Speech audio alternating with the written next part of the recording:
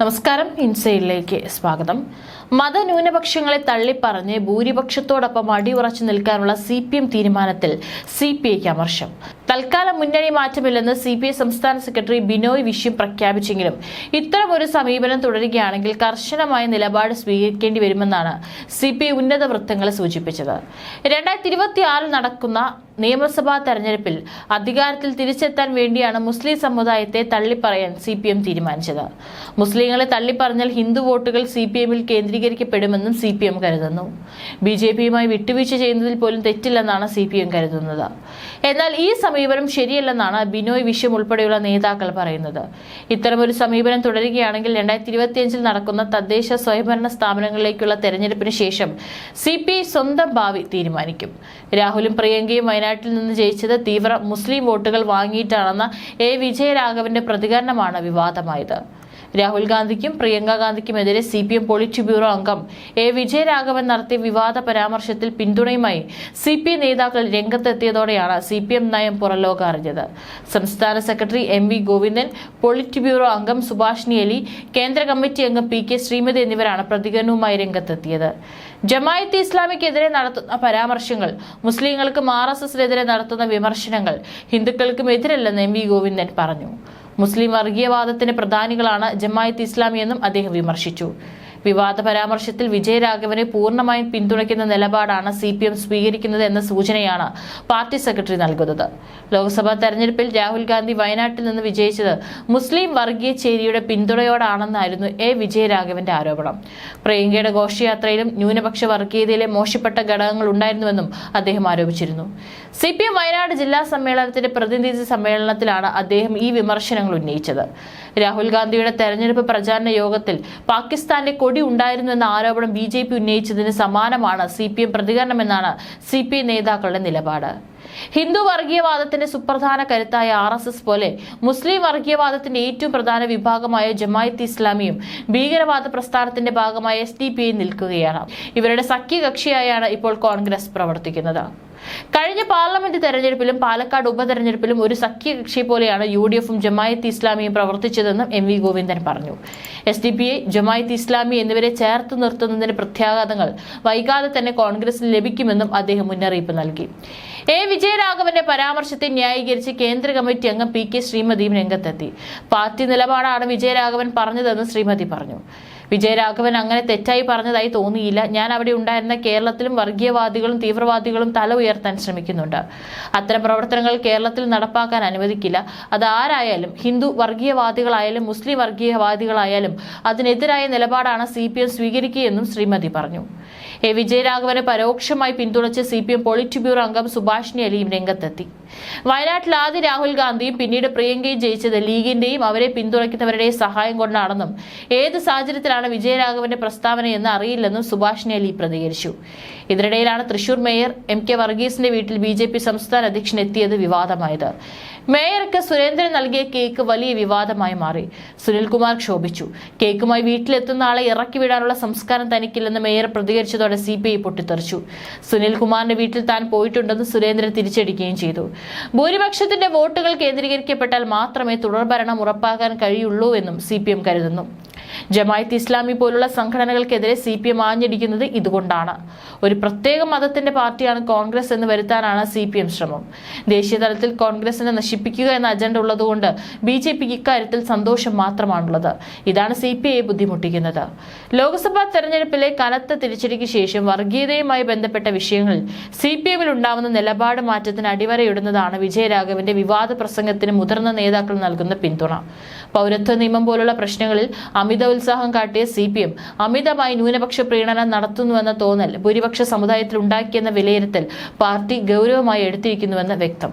കേരളത്തിൽ BJPയേക്കാൾ വലിയ ഹിന്ദു പാർട്ടിയായ CPMനെ അടിത്തറയിൽ വിള്ളൽ വീണോ എന്ന സംശയം ലോക്സഭാ തെരഞ്ഞെടുപ്പിലെ കണക്കുകൾ ഉണ്ടാക്കി. 10 വർഷം കൊണ്ട് വോട്ട് വിഹിതം ഏതാണ്ട് ഇരട്ടിയാക്കാൻ BJPക്ക് ആയപ്പോൾ CPMനെ കാലിടറി. 2014 40.42% വോട്ട് 2024 33.35%. 7% ഇടിവ്. ഈഴവ, ദളിത്, പിന്നോക്ക വിഭാഗങ്ങളുടെ വോട്ട് ബാങ്കിനൊപ്പം ന്യൂനപക്ഷ വോട്ടുകളിൽ ഒരു ഭാഗം കൂടി കരസ്ഥമാക്കിയാൽ ഭൂരിപക്ഷം ഉറപ്പാക്കാമെന്ന CPM കണക്കുകൂട്ടൽ ഫലിക്കും. ഫലിക്കാതെയായി. സംസ്ഥാനമൊട്ടാകെ പ്രത്യേകിച്ച് തെക്കൻ ജില്ലകളിൽ ഈഴവ വോട്ടുകൾ BJPയിലേക്ക് ഒഴുകിത്തുടങ്ങി. ആലപ്പുഴയും ആറ്റിങ്ങലും പോലുള്ള മണ്ഡലങ്ങളിൽ വന്ന വോട്ടിംഗ് ക്രമത്തിലെ വ്യത്യാസം CPMന്റെ രക്തസമ്മർദ്ദം ശരിക്കും വർദ്ധിപ്പിച്ചതായി പാർട്ടിയുടെ തെരഞ്ഞെടുപ്പ് ഫലത്തിന്റെ അവലോകനത്തിൽ നിന്ന് മനസ്സിലാക്കാം. ഐക്യജനാധിപത്യ മുന്നണിയാകട്ടെ ക്രിസ്ത്യൻ മുസ്ലിം വോട്ടുകളിൽ നല്ലൊരു ശതമാനം നിലനിർത്തുന്നതിൽ വിജയിക്കുന്നതാണ് 2024 കണ്ടത്. ജോസ് കെ മാണിയുടെ കേരള കോൺഗ്രസ് ഒപ്പം ചേർന്നതോടെ ക്രിസ്ത്യാനികളിൽ ഒരു വിഭാഗത്തിന്റെ ശക്തമായ പിന്തുണ ആർജിക്കാൻ കഴിഞ്ഞിരുന്നു ഇടതു മുന്നണിക്ക്. പക്ഷേ സാഹചര്യങ്ങൾ അതിവേഗം മാറി. തൃശൂരിൽ BJPയുടെ സുരേഷ് ഗോപി നേടിയ വിജയം സമീപകാലത്ത് ക്രിസ്ത്യൻ വിഭാഗങ്ങൾക്കിടയിൽ വരുന്ന മാറ്റത്തിന്റെ സൂചകമാണെന്ന് കരുതപ്പെടുന്നു. ദീർഘകാലമായി കെടാതെ നിൽക്കുന്ന മുനമ്പത്തെ വഖഫ് തർക്കമെല്ലാം പ്രശ്നങ്ങളെ രൂക്ഷമാക്കുകയേ തരമുള്ളൂ. സുന്നികളിൽ ഒരു വിഭാഗത്തെ ഒപ്പം നിർത്താനും സമസ്തയിൽ ഭിന്നിപ്പുണ്ടാക്കാനും ഒക്കെ CPMന് കഴിഞ്ഞിരുന്നെങ്കിലും ഈ വർഷത്തെ ഉപതെരഞ്ഞെടുപ്പുകളിൽ ന്യൂനപക്ഷങ്ങളിൽ ഭൂരിപക്ഷവും UDFനൊപ്പമാണ് നിന്നത്. ഈ സാഹചര്യത്തിൽ ന്യൂനപക്ഷ പ്രീണനം നടത്തുന്നുവെന്ന തോന്നൽ ഇല്ലാതാക്കാനുള്ള ശ്രമങ്ങളാണ് പാർട്ടി നടത്തുന്നതെന്ന് വ്യക്തമാണ്. തൃശൂരിലെ പൂരം കലക്കൽ വിവാദവും കരിമണൽ കോഴ കേസിൽ മുഖ്യമന്ത്രി കേന്ദ്ര സർക്കാരുമായി രഹസ്യധാരണ ഉണ്ടാക്കിയെന്ന ആരോപണങ്ങളൊക്കെ മാസങ്ങളായി കേരളം ചർച്ച ചെയ്യുമ്പോഴാണ് പാർട്ടി നേതാക്കൾ മുസ്ലിം വർഗീയതയ്ക്കെതിരായ പരാമർശങ്ങൾ നടത്തുന്നത്. 2019 രാഹുൽ ഗാന്ധി വയനാട്ടിൽ മത്സരിച്ചപ്പോൾ നടത്തിയ ജാഥകളിലുണ്ടായിരുന്ന ലീഗുകാരുടെ പച്ചക്കൊടി ഉത്തരേന്ത്യൻ മാധ്യമങ്ങളിൽ പാകിസ്ഥാൻ പതാകകളായി വ്യാഖ്യാനിക്കപ്പെട്ടിരുന്നു. പിന്നീട് നടന്ന തെരഞ്ഞെടുപ്പുകളിൽ പാർട്ടി പതാകകൾ മിക്കവാറും ഒഴിവാക്കാൻ ലീഗുകാർ നിർബന്ധിതരായി.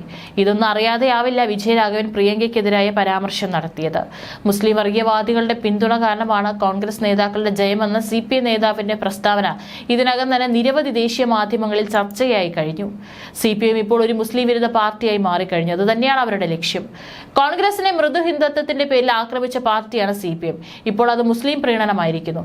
വോട്ടിനു വേണ്ടി ഹിന്ദുക്കളെ സന്തോഷിപ്പിക്കുന്ന നിലപാടുകൾ സ്വീകരിച്ചതായി പാർട്ടി ഇന്നലെ വരെ ആരോപിച്ചവർ വിജയിക്കുന്നതിന് പിന്നിൽ മുസ്ലിങ്ങൾ വൻതോതിൽ വോട്ട് ചെയ്തിട്ടുണ്ടെന്ന് സൂചിപ്പിക്കുന്നത് പാർട്ടി ഏത് തരത്തിലാണ് സഹായിക്കുക എന്നത് വ്യക്തമല്ല. ഇക്കഴിഞ്ഞ പാലക്കാട് ഉപതെരഞ്ഞെടുപ്പ് കാലത്തും അതിനു മുൻപും ഷാഫി പറമ്പലിനും സന്ദീപ് വാര്യർക്കും എതിരെ നടത്തിയ വർഗീയ ചുവയുള്ള പരാമർശങ്ങൾ ഉദാഹരണം. സമീപകാലം വരെ CPM കൂടുതൽ മതേതരമായ ഒരു പ്രതിച്ഛായ നിലനിർത്തിയപ്പോൾ കോൺഗ്രസ് നയിക്കുന്ന ഐക്യജനാധിപത്യ മുന്നണിയിൽ മുസ്ലിം ലീഗും കേരള കോൺഗ്രസും പോലുള്ള കക്ഷികളുടെ പിന്തുണയെ ആശ്രയിച്ചു. CPMന്റെ മതേതര പ്രതിച്ഛായയുമായി ഒത്തുപോകുന്നതായിരുന്നു ഹിന്ദുത്വ വിരുദ്ധ അജണ്ടയും ന്യൂനപക്ഷങ്ങൾക്കുള്ള നിർലോഭമായ പിന്തുണയും. പക്ഷേ കേന്ദ്രതലത്തിൽ ശക്തരായ BJPക്ക് എതിരെ നിൽക്കാൻ ശേഷിയുള്ള ഏക ബദൽ കോൺഗ്രസ് ആണെന്ന് ഭൂരിഭാഗം ന്യൂനപക്ഷ വിഭാഗങ്ങളും പ്രത്യേകിച്ച് മുസ്ലിങ്ങൾ കരുതി.